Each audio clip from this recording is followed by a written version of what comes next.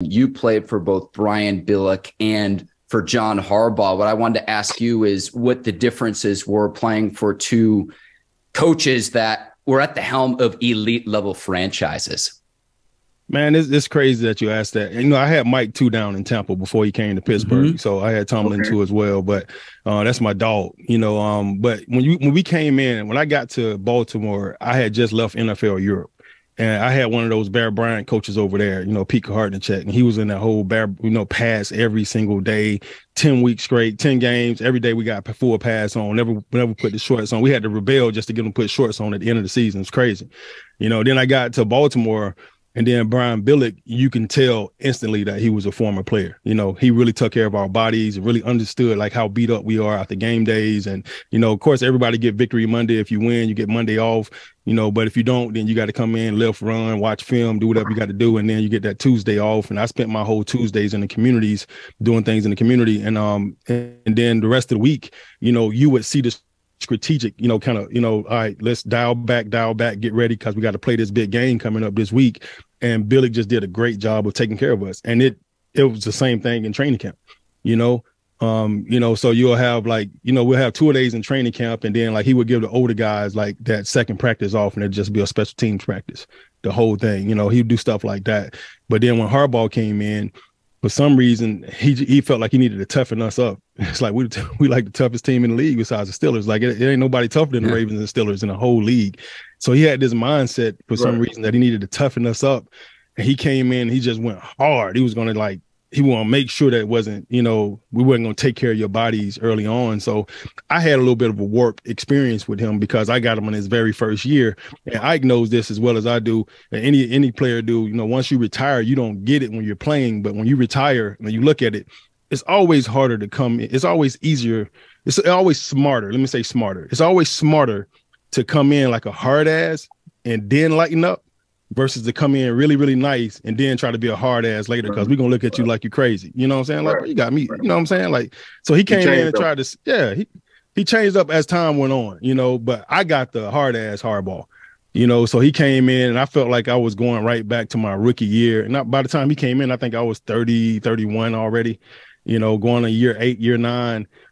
And I wasn't feeling, the Dr. Jekyll, Mr. Hyde type thing that was going on where he came in, he was really, really tough. And then he'd say something really slick to you. And the next day he'd be asking you about how your family doing and how your kids doing, like he really cared. And it was such a weird transition for me. So I wasn't feeling that at first I thought he was a great guy. And then I was like, is he a great guy? Then I'm like, man, yeah, he is a good guy. Is he a great, you kind of going back and forth with him. So it was really hard for me to adjust. And I felt like I was going back from being a savvy vet to going all the way back to my rookie year when Harbaugh came in, because that's how he was he was on that John Gruden type mess where it was almost like he came in like playing Madden almost. It was like, all right, we got these guys. I could just press the X button, make them spin and make them run harder, press, what I'm saying? Press the buttons. It really seemed like he got it rocks off just having us beat each other up in practice every day. And none of us was feeling it. We weren't feeling it. And then I remember he came in, he wanted to lift harder. He wanted to lift heavy during the season, and Ike know better. You can't lift heavy during the season. You beat your arms and shoulders and neck up and back up. You try to lift heavy, you're going to probably hurt yourself. So you have to maintain throughout the season. And you have to maintain what you've gained in the off season through the season. You have to lift, but you can't lift the same way you lift in the off season during the actual season yourself. And we had a bunch of injuries because of it. And I wasn't really trusting the field, the vibe. I tore my bicep tendon and my labrum up in the weight room that last year. And I partially tore both of them. And then didn't know why I did it. I didn't know if it came from the weight room or it didn't come from the field. But the more I look back on it, I know it came from the weight room because it didn't start until I got into there, benching and lifting heavy. And, I'm throwing, 265, 275 up, through the season. And I'm like, man, something ain't right with my shoulder. I played the whole shoulder with they told me I had a pinched nerve and I ended up having a torn labrum in the bicep. So my experiences with both of those guys were totally different. I also had bounced around the league a little bit too, Mark. I've been to Tampa, I've been to New York already, played for Herm Edwards, played for John Gruden, Pete Hartnett in Germany. Then I came to Baltimore. So when I got there, Billick was like, I love this guy. He's amazing. But the players hated him. They felt like he was arrogant. He was an asshole. He was a prick. He wouldn't speak to him in the morning sometimes, just walk by him. And that bothered them. after coming from Gruden, that didn't bother me at all. I was like, bro, you good. You know, just keep doing what you're doing. Like, I rock with you, B. Go ahead.